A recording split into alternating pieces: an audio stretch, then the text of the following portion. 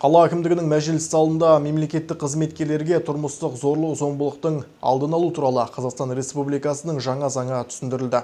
Айта кетейік, ел президенті Қасым-Жомарт Тоқаев 2024 жылға 15 сәуірде тұрмыстық зорлық-зомбылықпен күресуге бағытталған жаңа заңға қол қойды. Жаңа заң әйелдер мен балаларға қатысты қылмыстар үшін жазаны күшейтуді көздейді. Аталған жиынды өткізудегі басты мақсат отбасылық тұрмыстық зорлық-зомбылықтың алдын алу, ақпараттық насихаттық жұмыстарды ұйымдастыру. Тұрмыстық зорлық-зомбылық ауыр әлеуметтік салдары бар проблема. Ол тек жәбірленушінің құқықтарын бұзып қана қоймай, өскелең ұрпақтың ертеңіне балта шабады. Жиынға Арыс аудандық полиция бөлімі, жергілікті полиция қызметі, әйелдерді зорлық-зомбылықтан қорғау инспекторы, полиция майоры Айжан Мырзахметова, Арыс сүйемелдеу психологиялық секторының психологы Клара Даниярқызы және мемлекеттік қызметкерлер қатысты.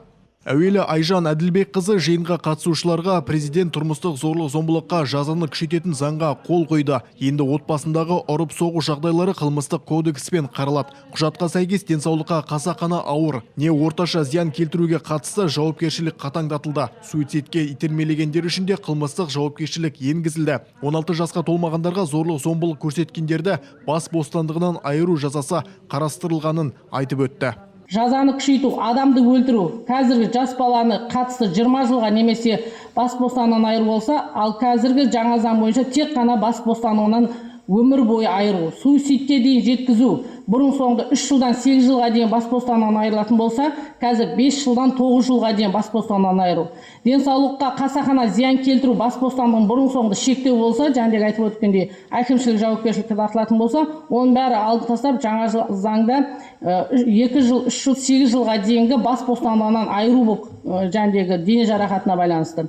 Дене жарақатына қасақана ауырлығы орташа зиян келтіру, бас бостандығынан шектеу болатын болса, оның бәрінің орнына қазір бас бостандығынан айыру жазасы, яғни 3 жылдан, 2 жылдан, 3 жылдан және дене жарақатын байланысты 5 жылға дейін бас бостандығынан айыру.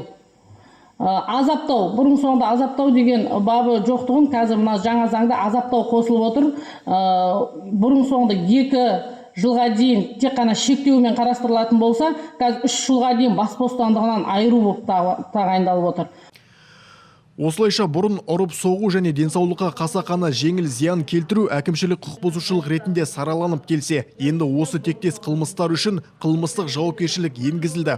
Жазаларға 80-нен 200 айлық есептік көрсеткішке дейін айыппұл, 200 сағатқа дейінгі қоғамдық жұмыстарға тарту және 50 тәулікке дейін қамауға алу жатады. Өз кезегінде Арыс сүйемелдеу психологиялық секторының психологы Клара Даниярқызы психологиялық зорлық-зомбылық жайында тоқталып, оның залалдары турасында баяндама оқыды. Тұрмыстық зорлық-зомбылық күш көрсету психологиялық, жыныстық және экономикалық немесе зорлық-зомбылық түрінде болуы мүмкін. Күш көрсету зорлық-зомбылығы дене күшін қолданып, денені ауыртып, денсаулыққа қасақана зиян келтіру. Психологиялық зорлық-зомбылық адамның психикасына қасақана әсер ету, оны қорқыту, қорлау, бопсалау немесе құқық бұзушылықтарды өмірге немесе денсаулыққа қауіп төндіретін, сондай-ақ психикалық дене және жеке басы дамуының бұзылуына әкелетін әрекеттерді жасауға мәжбүрлеу. Жасөспірімдердің өз-өзіне қол жұмсауы жөніндегі мәселе бойынша айтылады. Мысалы, отбасы арасындағы ұрыс-керіске балаларды араластырмау, өз балаларыңызға өмірге деген талпынысын, мақсатын құруға көмектесу, қиыншылықтарды жеңуге көмектесу, жасөспірімдердің талпынысына, өмірді бастауына қолғабыс тигізу, ешқандай жағдайда қол күшін пайдаланып жаза қолданбау. Кездесу соңында жоғарыда аталған мәселелер жан-жақты талқыланып, ұсыныс пікірлер тыңдалып, сұрақтарға жауаптар берілді. Жантөре Болысмұрат, Сұңқар Бакиров, Бағдат Қайратұлы, АРТ ТВ жаңалықтары.